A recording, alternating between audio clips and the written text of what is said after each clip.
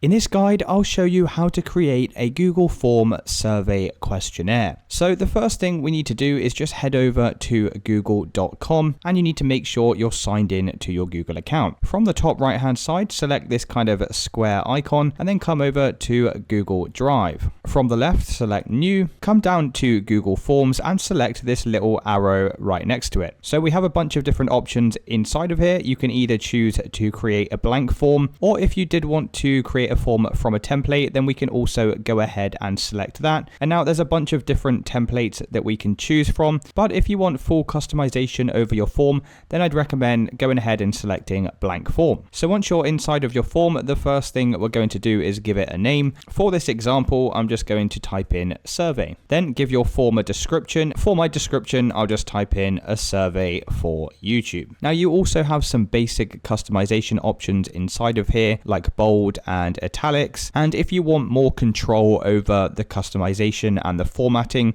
we can head over to this customize theme option at the top here, and you can change all of your font text and sizes and things like that, as well as changing the color at the bottom down here. So there's a bunch of different things that we can do inside of our form, like collect email addresses, we can add check boxes, we can collect names. And in order to create a new section for your form, you need to head over to this plus icon in the top right hand side, and let's add our first question. So let's say that you wanted to collect someone's first name. We can just go ahead and type that in here, then come over to the drop down on the right and you can select the type of input that we're going to be adding. So because this section is for collecting first names, the best selection for this is probably going to be short answer, as it's just a little bit of text. So I'm going to select that. And you can also decide whether you want this to be mandatory or not. So if you have this required option checked, it basically just means that you can only submit the form once you've entered your first name. So that's our first entry completed, and let's go and add another one by clicking the add symbol here. And let's say for this input, we wanted to add a multiple choice questionnaire. So for my question, I'm going to type, how would you prefer to be contacted? And then we can select this multiple choice from the drop down.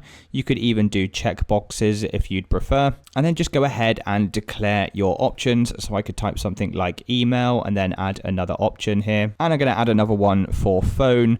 And also the last one I'll add is going to be mail. And once again, you can decide whether you want this optional or mandatory. And then finally, let's go and add one more to our form here. And let's say we wanted a section at the bottom where we can allow our form users to type in some custom text of their own. So let's call this one notes, for example. And for this one, we're probably going to want to set this to paragraph, as this allows for longer text like so. And I think that about does it for me and my form. Obviously, you can add a bunch more stuff inside of your form. We've got file uploads and drop downs, a whole bunch of stuff that you can add inside of here. Obviously, this all comes down to really personal preference. So once you've finished and you're happy with your form, what you need to do to share this to your customers and the people you're sending it out to is click on send in the top right hand side, and you can either invite people by typing in their email address here, or we can just go ahead and click this link button and you can copy the link like so. You can also shorten the URL, and that's just going to make it look a little bit tidier, and we can basically send this link out to all of our friends and family. So let's come back over to the form here, and all of your responses for the form for people that have filled it out will be saved underneath responses. And if you want a little bit more customization over the form,